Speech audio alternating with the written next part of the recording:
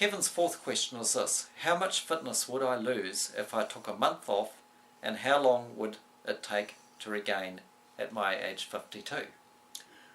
Well, like a lot of runners, this question seems to tell me that there's a certain fear in losing fitness if you take time off, and because of that fear, there's a lot of runners that don't take the time off when they really would gain a lot by taking time off.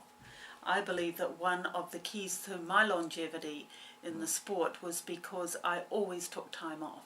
If I was injured, I took time off, and even if I wasn't injured, after a big race and a big build-up, I always gave myself a few weeks of holiday.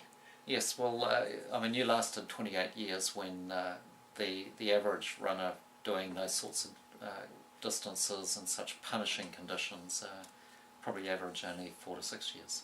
Yes, well, I think over the years you develop a trust, and once I'd learned to, once I'd done it a few times and taken time off, then I learned that I could come back, and I would come back even better than ever.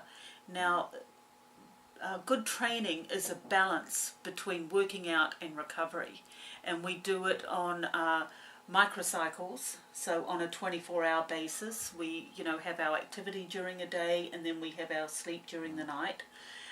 As runners, we have our hard days, easy days. So you load up the workouts on maybe 2 or 3 days of the week, and the other days are easy days interspersed. Sure. And likewise, we should have seasons that are hard seasons and easy seasons, and we should have a whole, say, period of hard working out, and then taper. We have the taper, which is a recovery period before the race. We have the race, which is a hard period, and then after the race we have a recovery period. And you've always got to keep those in balance. If they're imbalanced, then you can reasonably expect to improve in your performances. And as you've already said earlier on, about 1 day of recovery for each mile raced. Yes, that's a general rule of thumb. So if Kevin took a month off after having run a hard marathon, then that's about right. A month of taking it relatively easy before getting back into hard training. Yes. Yes. Yes. And let me say, Gary, that there is a runner needs to tune into their own bodies and feel this for themselves. And that's absolutely essential. I mean, we're talking about guidelines, but it's really different for each person.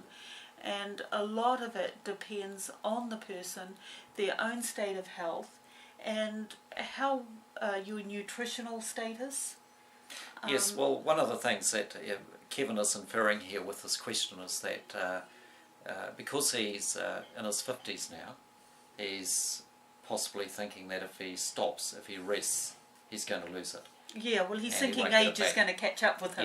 Yes. Yes, and one of the points which I think is very important to discuss is this business of as one gets into their 50s, it's certainly my experience. It's very common to be depleted in certain essential nutrients just through the years and the stress and strain of working and training and so on, and these deficiencies, which may be in, say, a few key minerals, get mixed up with aging. And people seem to think, oh, I'm just getting old, and maybe it is that all they have to do is tidy up their diet. Yes, well, I think often age takes the blame. Yes, exactly. For habits that are not necessarily optimal habits. And, in your youth you get away with them.